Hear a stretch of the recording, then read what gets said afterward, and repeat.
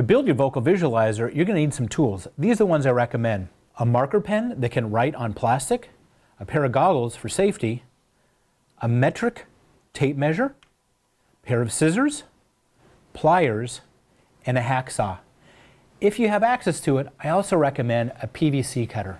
To build your vibration chamber, you're going to need the following supplies: an 11-inch diameter balloon, rubber bands, masking tape, a mirror. I highly recommend using plastic mirror, double stick tape, a piece of paper, and 3-inch in diameter smooth-walled drainage tubing that's cut into a length of 10 centimeters.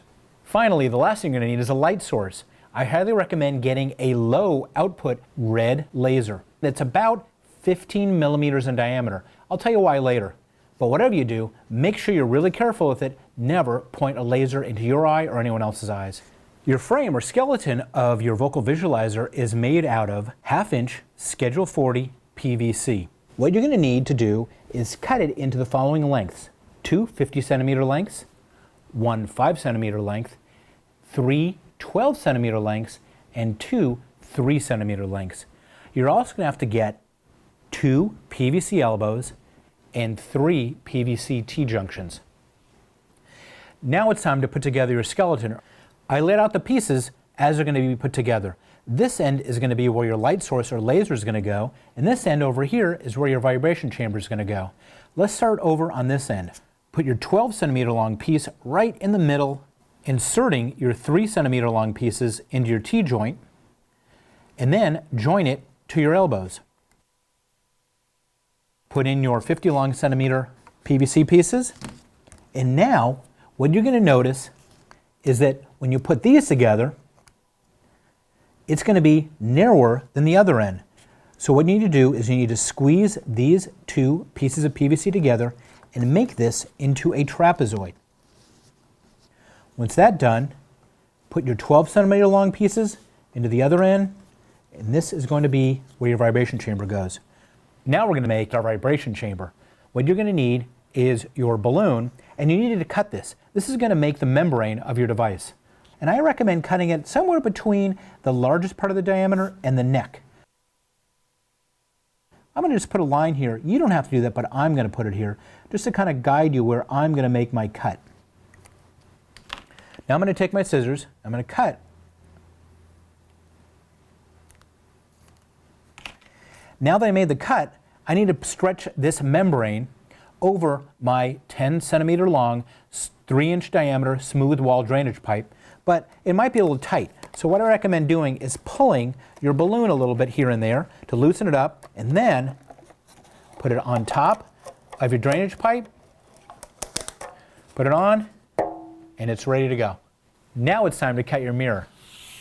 Like I said before, it's a good idea to use plastic mirror. Not only is it safer, but you can keep breaking it and use it again and again.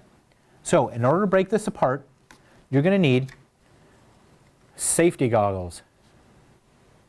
Grab your piece of paper, put it around a corner of your mirror, and you're going to need to break off about 1 square centimeters. Get your pliers, get it around your mirror, and crack it. That's a good size. One thing you should notice about your mirror is that it might have a protective film on it. Make sure you take that off. You'll get a nice reflective surface on that. Now it's time to mount your shiny surface on top of the vibration chamber. So, you need a vibration chamber. You also need some double-sided sticky tape. Rip off a small piece of it.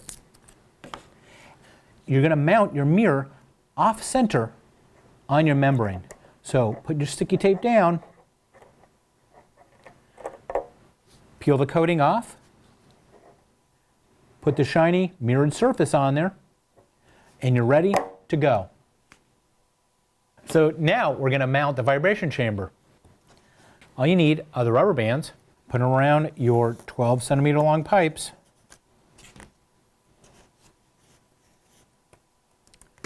Insert your vibration chamber. Now you're going to insert your laser into your 12-centimeter long piece of PVC pipe. you'll notice that if you put it in, the pocket holder is in the way. So what you're going to need to do is take that off. A great and easy way to do that is by using a pair of pliers. Take your pliers, grab it, pull it, and it should come off pretty easily. Once the pocket holder is off, you'll notice that this will slide all the way in. And if you're lucky, this diameter piece of PVC pipe will actually turn your laser on when your laser slides in. If it doesn't turn on, it might be because the diameters are slightly off. One way to fix that is by adding a little tape to give your laser just a little bit more diameter. So take your masking tape,